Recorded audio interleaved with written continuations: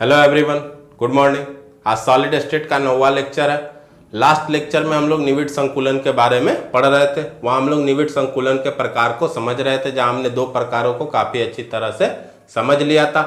अब हम लोग चलते हैं अपने तीसरे प्रकार की तरफ, देखेंगे। निविड संकुलन का तीसरा प्रकार जो होता है कौन सा होता है, तो त्रिविमीय निविड संकुलन। ठीक है, तो देखेंगे त्रिविमीय निविड संकुलन हम लोग किसको कहेंगे। तो देखेंगे क्या कह रहा ठोस गोलों के परतों का वैसा सजावट जिससे त्रिविमीय जालक का निर्माण होता है, उसे हम क्या कहेंगे, त्रिविमीय निविड संकुलन कहेंगे। ठीक है, या आप दूसरे शब्दों में कह सकते हैं वैसा निविड संकुलन जिससे संपूर्ण क्रिस्टल का निर्माण हो जाता है, उसे हम क्या कहते हैं, त्रिविमीय निविड संकुलन। ठीक है, और ये देखेंगे त्रिविमीय निविड संकुलन जो होते हैं, ठीक है, तो इस तरह के निविड संकुलन को समझने के लिए हमें किसकी, द्विविमीय निविड संकुलन की आवश्यकता पड़ती है। ठीक है, हम जो द्विविमीय निविड संकुलन के दोनों प्रकारों को समझे थे, उसके माध्यम से हम लोग त्रिविमीय निविड संकुलन को समझ पाएंगे। ठीक है, तो काफी ध्यान से आप लोग समझेंगे, यहां से ऑब्जेक्टिव निकाले जाते पेपर में। ठीक है, देखेंगे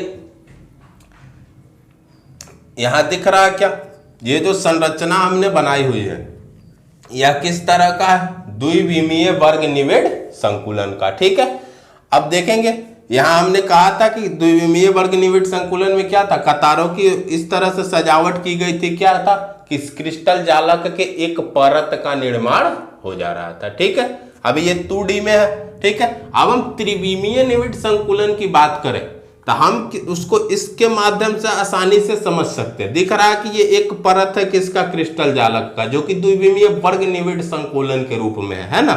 ठोस गोलों के कतारों को इस तरह से अरेंज किया गया, एक गोला के ऊपर दूसरा गोला, दूसरे गोले के ऊपर तीसरा गोला आ रहा है। ठीक है, अब हम ऐसी परतों को ये जो एक परत दिख रहा है क्रिस्टल जालक को, ऐसे ही और परतों को इसके ऊपर फिर उसके ऊपर, मतलब इस तरह से रखे कि एक गोला के ऊपर दूसरा गोला, तीसरा गोला, और वो किस तरह से अरेंज हो, इस तरह से हमारी तरफ उठा हुआ या इसके पीछे। ठीक है, तब वहां पर देखेंगे एक घन की तरह आकृति आपको देखने को मिलेगी कि नहीं। ऐसे अगर हम गोलों को इस परत, एक परत के ऊपर दूसरी परत, तीसरी परत ऐसे रखते जाए, ठीक है, और इस तरह से रखे, सब क्या हो, सेम साइज के हो, इस गोला के ऊपर दूसरा गोला पड़े, तीसरा पड़े। ठीक है, ऊर्ध्वाधर तथा क्षैतिज हर एक स्थिति में एक गोला के सामने दूसरा गोला हो, इस तरह से अरेंज करें तो जो आकृति हमें देखने को मिलेगी वो त्रिविमीय होगी कि नहीं। ठीक है, तो अब देखेंगे इस तरह के जो निविड संकुलन होंगे उनको हम क्या कहते हैं, त्रिविमीय निविड संकुलन। ठीक है, तो इसीलिए हमने यहाँ पर लिखा हुआ है कि यह दो प्रकार से प्राप्त किया जा सकता है। ठीक है, पहला कौन सा होगा, द्विविमीय वर्ग निविड संकुलित परतों से त्रिविमीय निविड संकुलन। ठीक है, एक तो ये जो हमने पहला प्रकार पढ़ा था द्विविमीय का, उसके माध्यम से समझेंगे। दूसरा कह रहा है द्विविमीय षटकोणीय निविड संकुलित परतों से त्रिविमीय निविड संकुलन। एक उसमें हम षटकोणीय पढ़े थे, दूसरा प्रकार जिसको हमने HCP कहा था, उसके माध्यम से भी हम लोग निविड संकुलन को समझेंगे। ठीक है, तो पहले हम लोग फर्स्ट टाइप को समझ लेते, देखेंगे द्विविमीय वर्ग निविड संकुलित परतों से त्रिविमीय निविड संकुलन का निर्माण किस तरह से होगा। तो यहाँ देखेंगे ये हुआ अपना द्विविमीय वर्ग निविड संकुलन। तो अभी हमने थोड़ी देर पहले ही बताया कि इसमें और इसके ऊपर और अधिक परतों को, एक परत के ऊपर दूसरी परत, तीसरी परत, ठीक इसी ऑर्डर में हम लोग रखते जाए। ठीक है, इस तरह से अरेंज करेंगे, जैसे पहले गोले के ऊपर ही दूसरा गोला आए, इसके ऊपर ही अगला गोला, ऐसे अगले परत के जो भी गोले हो ठीक इसके ऊपर आए। ठीक है, इस तरह से फिर इसके ऊपर आए अगला तीसरा परत वाला, अगर हम अरेंज करें तो चाहे ऊर्ध्वाधर हो चाहे क्षैतिज हो, एक दूसरे के आमने सामने, इसके ऊपर हम रख रहे हैं अगर गोला, ऐसे रखें तो भी इसके सामने आना चाहिए गोला। अगर हम ऐसे अरेंज कर रहे हैं तो इधर इसके ऊपर जो रख रहे हैं वो भी ठीक इसके सामने आना चाहिए। ऊर्ध्वाधर तथा क्षैतिज रूप में गोले आमने सामने होने चाहिए। ठीक है, तो अब इस तरह से जब आप एक परत के ऊपर दूसरी परत, तीसरी परत अरेंज करेंगे इस तरह से ऊपर की तरफ या इसके पीछे की तरफ, ठीक है, तो एक घन की तरह आकृति आपको दिखेगी।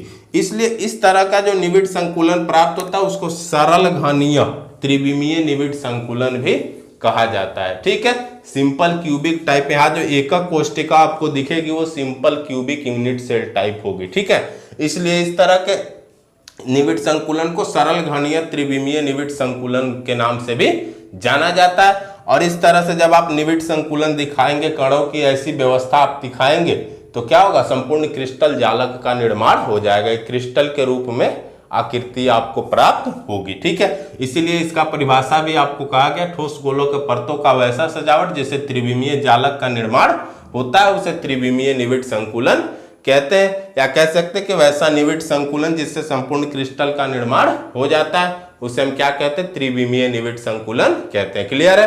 तो पहला प्रकार आपको अच्छी तरह से समझ में आ गया होगा। अब यहाँ पर थोड़ी सी चीजों को और समझेंगे। यहाँ दिख रहा है, इसको हम लोग क्या करें, ए संकुलन। ठीक है, कहने का मतलब क्या, आप यहाँ पर गोलों के जितने भी कतारों को देखेंगे तो सारे के सारे जितने भी कतार होंगे, ठीक है, वो आपको पता था द्विविमीय वर्ग निविड संकुलन में सब के सब एक समान थे, तो वहां भी हमने इनको ए संकुलन दिखाया कहा था। ठीक है, तो अब यहाँ पर देखेंगे उन कतारों से जितनी भी परतें बनी हुई हैं, जितनी भी परत, एक परत के ऊपर दूसरी परत, तीसरी परत हम रख रहे हैं। ठीक है, तो वहां पर देखेंगे सब आपको एक समान दिखेंगे, जितनी भी कतारें यहाँ पर देखेंगे, इसको अगर ये माने तो ठीक इसके ऊपर वाला भी कतार एक के समान होगा, या इसके ऊपर की बात करें तो ये भी एक के समान होगा ना। इसलिए इस तरह के निविड संकुलन को हम लोग ए निविड संकुलन के नाम से जानते हैं, ए निविड संकुलन के नाम से जानते हैं। ठीक है, आगे देखेंगे, अगर हम इसकी उपसह संयोजन संख्या की बात करें, ठीक है, किसकी, उपसह संयोजन संख्या की, तो देखेंगे किसी भी एक गोला को आप अगर आधार मानते, बीच वाला गोला मानते, तो आप देखेंगे इसमें का प्रत्येक गोला अपने साथ कितने गोलों के साथ डायरेक्ट संपर्क में है, कितने गोले इसके करीब है, कितने गोलों से टच में है, तो आप पाएंगे इसको हमने अगर आधार माना तो 1 2 3 4, एक गोला इसके पीछे जिसको हमने केंद्र माना इसके पीछे, और एक गोला आगे होगा ना, तो एक गोला कितने, 6 गोलों से संपर्क में रहता है। ठीक है, एक यहां देखेंगे 1 2 3 4, एक इसके ऊपर एक उसके पीछे, प्रत्येक गोला 6 गोलों को स्पर्श करता है, इसलिए इसकी उपसह संयोजन संख्या कितनी हो जाती है, 6। ठीक है, तो सरल घनीय त्रिविमीय निविड संकुलन क्या होता है आपको अच्छी तरह से समझ में आ गया होगा, सारी बातें पीडीएफ में लिखी हुई है। अब हम बात करें किसकी, द्विविमीय षटकोणीय निविड संकुलित परतों से त्रिविमीय निविड संकुलन किस तरह से बनेंगे। ठीक है, उसको समझते हैं। उसको समझने से पहले हम इसको रब करते हैं, फिर उसके बाद उसको समझाते हैं। अब यहां ध्यान देंगे, ये जो द्विविमीय षटकोणीय निविड संकुलित परतों से जब हम त्रिविमीय निविड संकुलन को समझेंगे, ठीक है, तो आप यहां देखेंगे ये जो संरचना हमने बनाई हुई है किसकी है, द्विविमीय षटकोणीय निविड संकुलन की। किसी एक गोला को हम केंद्र मान के उसके आसपास के गोलों को मिला रहे थे तो षटकोण की तरह की आकृति दिख रही थी ना। जब हम इसके माध्यम से त्रिविमीय निविड संकुलन को समझने जाएंगे, ठीक है, तो हम यहाँ देखेंगे कि द्विविमीय षटकोणीय निविड संकुलित परतों पर जब हम दूसरी परत चढ़ाएंगे, ठीक है, तो हमें यहाँ पर 2 तरह से त्रिविमीय निविड संकुलन देखने को मिलेंगे। ठीक है, एक तो हमें इस तरह का मिलेगा hexagonal close packing type, hex मतलब षटकोणीय त्रिविमीय निविड संकुलन, और दूसरा जो मिलेगा वो सीसीपी, शॉर्टकट में लिखते हैं, इसका फुल फॉर्म होता है क्यूबिक क्लोज पैकिंग। ठीक है, यानी त्रिविमीय घनीय निविड संकुलन। 2 तरह के निविड संकुलन यहाँ देखने को मिलते हैं। ठीक है, अब इस तरह के निविड संकुलन कैसे यहाँ प्राप्त हो रहे हैं देखेंगे जरा।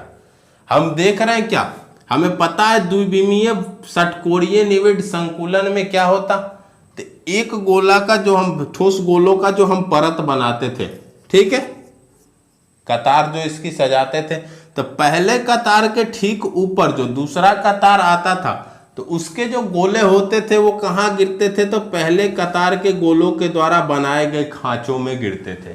ठीक है, फिर तीसरे कतार का गोला कहाँ गिरता था, तो दूसरे कतार द्वारा बनाए गए खांचों में, और पहले गोले के लंबवत होता था। ठीक है, तो इस तरह के संकुलन को आपने देखा था, हमने कहा था ए बी, कतार समान नहीं होते थे तो ए बी संकुलन कहते हैं हमने। ठीक है, अब यहां पर चीजों को आप समझेंगे जरा ध्यान से, किस तरह से 2 तरह के त्रिविमीय निविड संकुलन प्राप्त होंगे। जब हमने ऐसी अरेंजमेंट की थी, ठीक है। तो आप यहां पर ध्यान से देखेंगे, यहां दिख रहा कि ये पहला कतार अगर हम इसको माने तो ठीक इसके नीचे वाले कतार के गोले कहाँ जाके अरेंज हुए हैं, इन दोनों के बीच जो खांचे बने हुए हैं उसमें हुए ना, इन दोनों के बीच जो खांचे बने हुए उसमें इस तरह से दिख रहा है। यहां भी देखेंगे तो इन दोनों के खांचों के बीच में तीसरा वाला गया है, ठीक है। तो आप इस चित्र को अगर आप ध्यान से देखें तो अगर हम इसको पहला कतार मान रहे हैं, इसको दूसरा कतार, तो जब इस गोला द्वारा बनाए गए खांचों में जाकर जब ये गोला, ये वाला गोला जब जाकर यहां गिर रहा इस खांचे के भीतर, ठीक है, तो आप यहां देख रहे हैं यहां जो त्रिभुज बन रहा है, ये दिख रहा है इस तरह का त्रिभुज बनते हुए दिख रहा है, सीधा दिख रहा है ना। अगर यहां आप नीचे देखेंगे दूसरी परत, दूसरा जो कतार वाला गोला है, तो ये जब जाके इन खांचों में भर रहे हैं तो यहां जो त्रिभुज बन रहा है वो क्या बन रहा, उल्टा बन रहा, सीधा उल्टा सीधा उल्टा सीधा उल्टा, ये आपको दिख रहा है ना सीधा, ठीक है। फिर उसके नीचे आप आएंगे तो यहां देखेंगे सीधा सीधा सीधा, फिर यहां उल्टा उल्टा उल्टा, इस तरह से त्रिभुज बनते हुए आपको दिख रहा है, ठीक है। तो अब ये तो हुआ एक परत, ठीक है, जो किस रूप में है, द्विविमीय षटकोणीय निविड़ संकुलित परत के रूप में, है ना। अब देखेंगे अगर हम इस परत के ऊपर दूसरे परत के गोलों के कतारों को इस तरह से सजाएं, ठीक है, कि वे जो गोले आए इसके द्वारा ये जो बनाए गए, यहां दिख रहा है ये जो रिक्ति दिख रही, खाली स्थान जो दिख रहा है ये सीधा त्रिभुज वाला, इसको भरने के लिए प्रयुक्त हो, ठीक है। कहने का मतलब उन कतारों के गोलों का इस्तेमाल किसको भरने में किया जाए, इन रिक्तियों को, उसको हम कुछ इस तरह से अरेंज करें। यहां देखेंगे थोड़ा चित्र टेढ़ा मेढ़ा हो सकता है, समझेंगे सिर्फ, आपको बनाने की जरूरत नहीं, नोट्स में आपसे बन भी नहीं पाएगा। कुछ इस तरह से देखेंगे, जब हमने इन गोलों को यहां रख के किसको ढका, ये जो स्थान आपको दिख रहा था वो सीधे त्रिभुज वाला, ठीक है। फिर आप देखेंगे यहां उल्टा त्रिभुज बन रहा है, इसको छोड़ देना, फिर हमें आके इसको ढकना है, किसको, यहां जो सीधा त्रिभुज वाला स्थान दिख रहा है ऐसे, ये गोला आके इसमें सटना चाहिए इस तरह से, ठीक है। कुछ इस तरह से हम इसके ऊपर गोलों को रखें कि ये किसको ढके, ये जो सीधा त्रिभुज वाला स्थान दिख रहा है, ठीक है। तो पहले परत के ऊपर जब हम गोलों की दूसरी परत को रखेंगे, ठीक है, तो उसको हमें इस तरह से अरेंज करना होगा कि ये गोले जो आए किसको ढके, तो पहले गोलों के कतारों द्वारा जो ये खांचे में आकर दूसरे कतार के गोले जो आके यहाँ पे गिरे हुए हैं पहले कतार के गोले द्वारा बनाए गए खांचों में, तो यहाँ जो खाली स्थान बच रहा है इसको हम लोग भर दें, इस तरह वाले स्थान को हमें भरना है, ठीक है।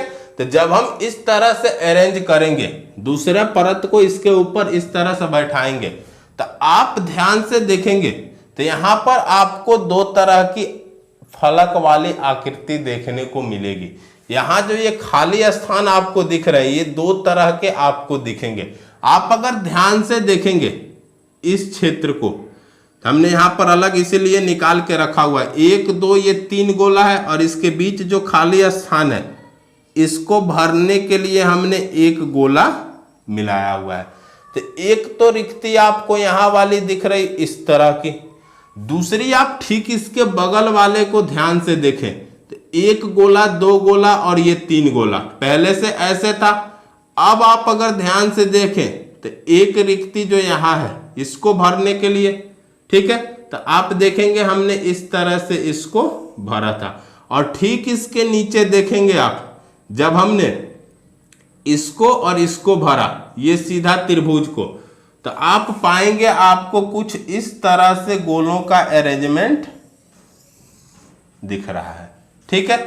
तो आप देखेंगे इनके बीच जो खाली स्थान यहां दिख रहा है, खाली स्थान बन रहा है वो 6 गोलों के मिलने से बन रहा है, और यहाँ वाला जो खाली स्थान बच रहा है इनके बीच ये 6 गोलों के मिलने से बन रहा, और यहाँ वाला 4 गोलों के मिलने से।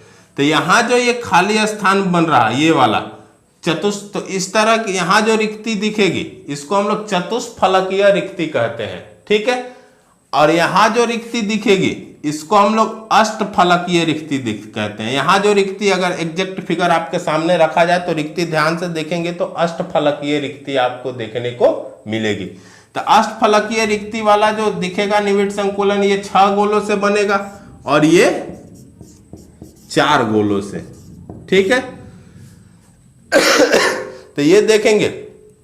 अब इस रिक्ति को भरने के लिए यहां जो ये रिक्ति बनी हुई है ना, इसको भरने के लिए जब तीसरी परत के गोले को हम रखेंगे इसके ऊपर, ठीक है, तो वहां जो निविड़ संकुलन दिखेगा इस रिक्ति को भरने के लिए, तो वहां जो निविड़ संकुलन दिखेगा उसको हम कहेंगे HCP, हेक्सागोनल क्लोज पैकिंग। किस तरह का? तो त्रिविमीय, ठीक है।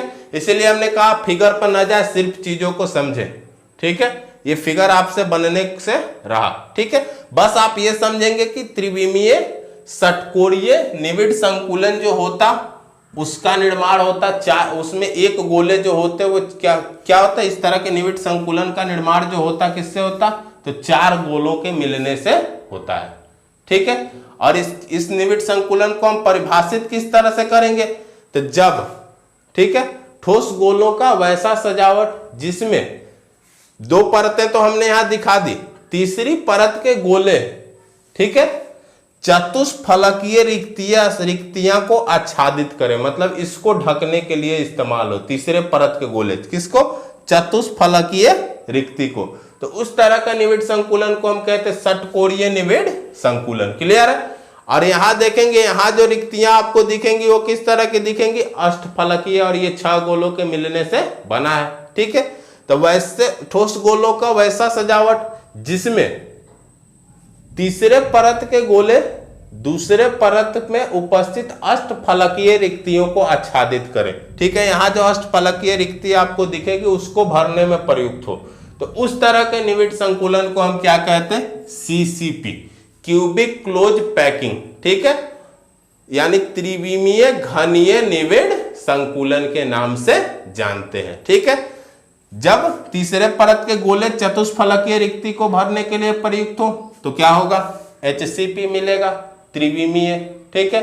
और यहां पर जब तृतीय परत के गोलों का इस्तेमाल किसके लिए हो, अष्टफलकीय परतों को आच्छादित करने के लिए, तो कौन सी रिक्ति मिलेगी, सॉरी कौन सा संकुलन होगा, तो CCP, क्यूबिक क्लोज पैकिंग, ठीक है।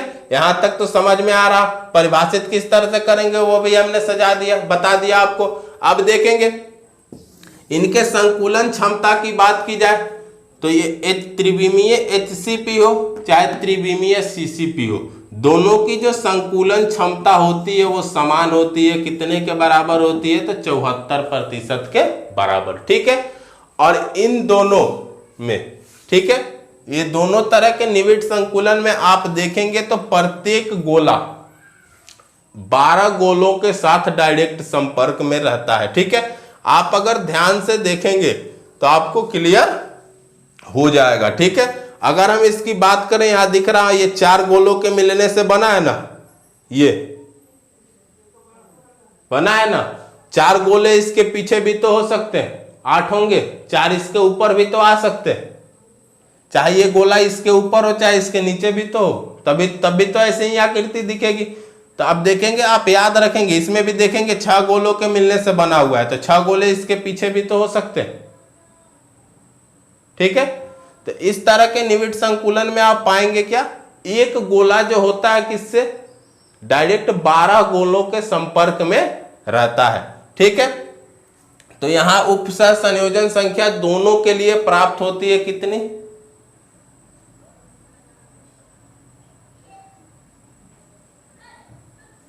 अब अगर हम बात करें इनके उपसह संयोजन संख्या की, तो आप याद रखेंगे इन दोनों तरह के निविड़ संकुलन में आप देखेंगे कि एक गोला जो होता डायरेक्ट 12 गोलों के संपर्क में रहता है, ठीक है।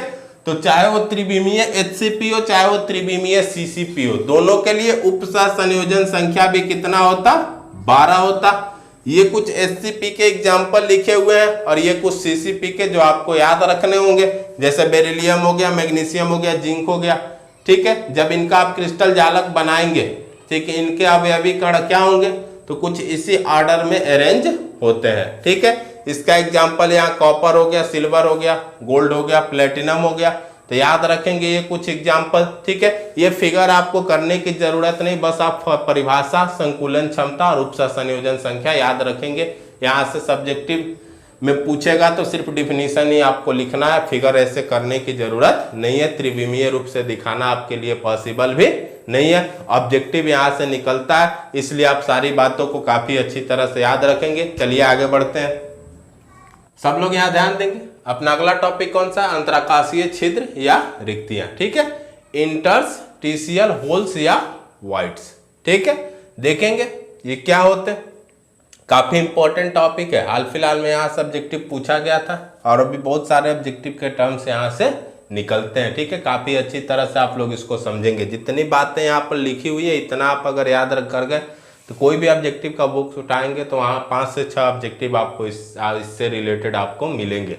ठीक है, तो वो सारे आपके कवर हो जाएंगे इजिली, बस सिर्फ सुने आप लोग। देखेंगे अंतराकाशीय छिद्र या रिक्तियां हम लोग किसे कहेंगे, तो कह रहा अवयवी कणों के निविड़ संकुलन के पश्चात भी उनके बीच कुछ खाली स्थान रह जाते जिन्हें रिक्तियां या कह सकते हैं अंतराकाशीय छिद्र कहते हैं। ठीक है, यहाँ देखेंगे जब अवयवी कणों का निविड़ संकुलन हो रहा था, ठीक है, तो आप देखे थे हमने आपको दिखाया था अलग से वहां से निकाल के षटकोणीय वाला में से। देखेंगे क्या हो रहा था, इस तरह के त्रिभुज वाले जो खाली स्थान को हम ढक रहे थे, तो यहाँ पर हमें दिख रहा था क्या हुआ, कणों के बीच क्या हो रहा था जी, निविड़ संकुलन हो रहा था, ये एक दूसरे के काफी करीब थे ना।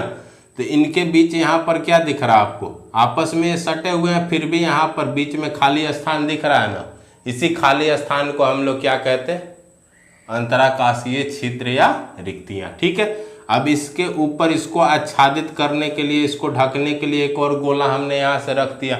गोला रखने के बाद भी आप देखेंगे तो यहाँ पर क्या दिखेगा, इधर से देखें आप, चाहे इधर से, चाहे आप यहाँ से, चाहे पीछे से देखेंगे, चार तरफ से आप इसके बीच के खाली स्थान को देख सकते हैं।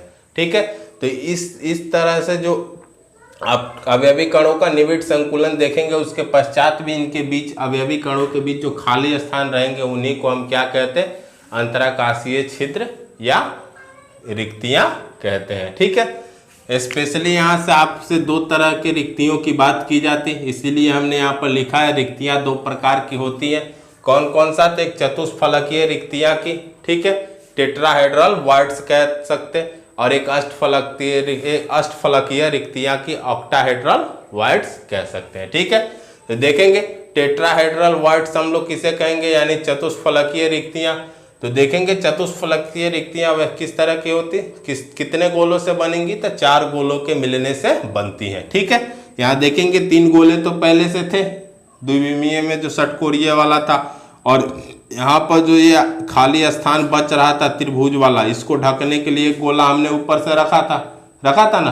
तो 4 गोलों के मिलने के बाद हमने कहा था कि आप ध्यान से अगर देखेंगे, ठीक है, इसका एक फिगर हमने यहाँ पर लगाया हुआ है, आप देख लीजिएगा, तो आप पाएंगे क्या कि इधर से भी, इधर से भी, इधर से भी और पीछे से भी हम इसके बीच के खाली स्थान को देख सकते हैं। ठीक है, तो यहाँ जो रिक्तियां बनती हैं किस तरह की, चतुष्फलकियां होती है। ठीक है, तो ये 4 गोलों से बनती है, और किस तरह से बनेंगी, जब हम एक गोले के ऊपर या तो 3 गोला रख दें या 3 गोलों के ऊपर 1 गोला रख दें तब बनती है। ठीक है, अगर चतुष्फलकीय रिक्तियों में जो उपस्थित ये अवयवी कण है यानी जो गोले हैं, ठीक है, इनके उप सहसंयोजन संख्या की बात करें, सिर्फ किसकी, चतुष्फलकीय रिक्तियों के लिए। ठीक है, तो कितने गोलों से मिलकर दिख रहा बने हुए हैं, 4 गोले, एक गोला 4 गोला के संपर्क में है, तो उप सहसंयोजन संख्या कितनी हो जाती, 4 हो जाती है। ठीक है, अब यहां से आगे आपको 2 चीजें और याद रखनी होगी। अगर ये जो इनके बीच रिक्तियां, गोलों को ऐसे निविड़ संकुलित कराने के बाद, एक दूसरे के करीब लाने के बाद भी इनके बीच जो खाली स्थान बच रहा, उन रिक्तियों की त्रिज्या को अगर हम स्मॉल r मान लें, ठीक है, और ये जो गोले यहाँ पर उपस्थित हैं, अवयवी कण जिसको हमने ठोस गोला माना हुआ है, ठीक है, तो अगर इस गोले की त्रिज्या को हम लोग कैपिटल R मान ले, ठीक है, तो इन दोनों के बीच जो रिलेशन होता है वो आप याद रखेंगे, स्मॉल r यानी कि रिक्तियों की त्रिज्या जो बराबर होती है किसके, 0.225 गुणा कैपिटल आर। ये रिलेशन आप याद रखेंगे, ठीक है, किसके लिए? टेट्राहेड्रल वॉइड्स के लिए, ठीक है। अगला देखेंगे, कह रहा है चतुष्फलकीय रिक्तियों की संख्या। अगर कोई आपको क्रिस्टल जालक दे दिया गया, ठीक है, और उस क्रिस्टल जालक में अवयवी कणों की, जिसमें चतुष्फलकीय रिक्तियां बन रही, उस तरह का क्रिस्टल जालक है, इस तरह से अवयवी कण अरेंज होंगे, तब उसमें आपसे पूछा जाए कि अवयवी चतुष्फलकीय रिक्तियों की कितनी संख्या होगी इस क्रिस्टल जालक में, ठीक है। तो आप वहां पर सीधे लिखेंगे, क्या करेंगे, जितने गोले उस क्रिस्टल जालक में उपस्थित होंगे उसमें आप 2 से गुणा कर देंगे, ठीक है। मतलब ऐसा क्रिस्टल जालक, वैसा क्रिस्टल आपको दिया जाए जिसमें अवयवी कण इस तरह से अरेंज है कि क्या बन रहा हो, चतुष्फलकीय रिक्तियां उसमें दिख रही हो आपको, ठीक है। तो पूछा जाए कि कितनी चतुष्फलकीय रिक्तियां इसमें हो सकती हैं, तो आप तुरंत देख कहेंगे कि जितनी गोलों की संख्या हुई उसमें 2 से गुणा कर देंगे, तो क्या मिल जाएगा, चतुष्फलकीय रिक्तियों की संख्या, यानी गोलों की संख्या के 2 गुना होती है। तो इतनी बातें आप याद रखेंगे इससे, चतुष्फलकीय रिक्तियां से संबंधित, ठीक है। इसका इंग्लिश भी यहां पर लिख दे रहा है, टेट्राहेड्रल वॉइड्स, ठीक है। अब हम बात करें किसकी, अष्टफलकीय रिक्तियां की। इसको इंग्लिश में हम लोग क्या कहते हैं, ऑक्टाहेड्रल वॉइड्स, ठीक है। तो ये देखेंगे अष्टफलकीय रिक्तियां कितने गोलों के मिलने से बनती है, तो 6 गोलों से अभी हमने आपको दिखलाया था जस्ट पीछे। ये तो द्विविमीय में था, ठीक है। फिर हमने क्या देखा था, उसके नीचे के त्रिभुज को ढकने के लिए फिर कुछ हमें इस तरह की आकृति देखने को मिली थी, ठीक है। 3 गोलों के ऊपर से 3 गोला रखा गया है, ठीक है। तब यहां आप अगर ध्यान से देखेंगे तो आपको किस तरह की आकृति दिखेगी, किस तरह की रिक्तियां देखने को मिलेगी, तो अष्टफलकीय रिक्तियां देखने को मिलेंगी, ठीक है। तो देखेंगे आपको क्या याद रखना, अष्टफलकीय रिक्तियां 6 गोलों के मिलने से बनती है, ठीक है। ऐसी रिक्तियों में क्या होता, 6 गोलों आपस में करीब आते तो इसका निर्माण होता। किस तरह से अरेंज किया जाता उनको, तो 3 गोलों के ऊपर 3 गोले रखे जाते हैं, तब इस तरह की रिक्तियां आपको देखने को मिलती है। अब इसके उपसह संयोजन संख्या की बात करें तो आप देख रहे हैं कितने गोले शामिल हैं सिर्फ इसके लिए, ठीक है। कितने गोले शामिल है, तो 6, तो उपसह संयोजन संख्या कितनी हो जाएगी, 6, ठीक है। यहां भी अगर हम अष्टफलकीय रिक्तियों की त्रिज्या को स्मॉल आर माने और ये जो अवयवी कण गोला के रूप में इनकी त्रिज्या को हम कैपिटल आर माने, तो इन दोनों के बीच जो रिलेशन होता है वो यहाँ पे याद रखेंगे, आर बराबर क्या होता है, 0.414 आर, ठीक है। ये रिलेशन आपको याद रखना है। अब अष्टफलकीय रिक्तियों की संख्या आपसे पूछा जाए किसी क्रिस्टल जालक में, वैसा क्रिस्टल जालक हो जहां अवयवी कण इस तरह से अरेंज हो, जहां अष्टफलकीय रिक्तियां बन रही हो, तो आपसे पूछा जाए कि इस क्रिस्टल जालक में कितनी अष्टफलकीय रिक्तियां होंगी, तो आप कहेंगे कि जितने गोलों की संख्या होगी। एन यहाँ पर लिखा हुआ हमने, एन बराबर क्या है, गोलों की संख्या, ठीक है। तो उस ऐसी क्रिस्टल जालक जिसमें अवयवी कणों को क्या होना, इस तरह से अरेंज किया जाए जहां अष्टफलकीय रिक्तियां दिख रही हो, तो हमसे पूछा जाए कि अष्टफलकीय रिक्तियों की संख्या इसमें कितनी होगी, तो हम कहेंगे कि जितने गोलों की संख्या होगी उतनी यहाँ पर अष्टफलकीय रिक्तियां बनेंगी। क्लियर है। तो इतनी बातें आपको अष्टफलकीय रिक्तियां से याद रखनी है, ठीक है। आज के लेक्चर को हम यहीं पे लास्ट करते हैं। नेक्स्ट लेक्चर में पहले हम इनसे संबंधित, पहले तो हम उपसह संयोजन संख्या की परिभाषा को समझेंगे, ठीक है, क्योंकि वहां से भी कुछ ऑब्जेक्टिव्स आपको देखने को मिलते हैं, और फिर इसके बाद से इन सब से रिलेटेड जितने भी ऑब्जेक्टिव्स निकलते हैं पहले उनको हम लोग सॉल्व करेंगे, फिर उसके बाद से हम लोग नेक्स्ट टॉपिक की तरफ चलेंगे। थैंक्स।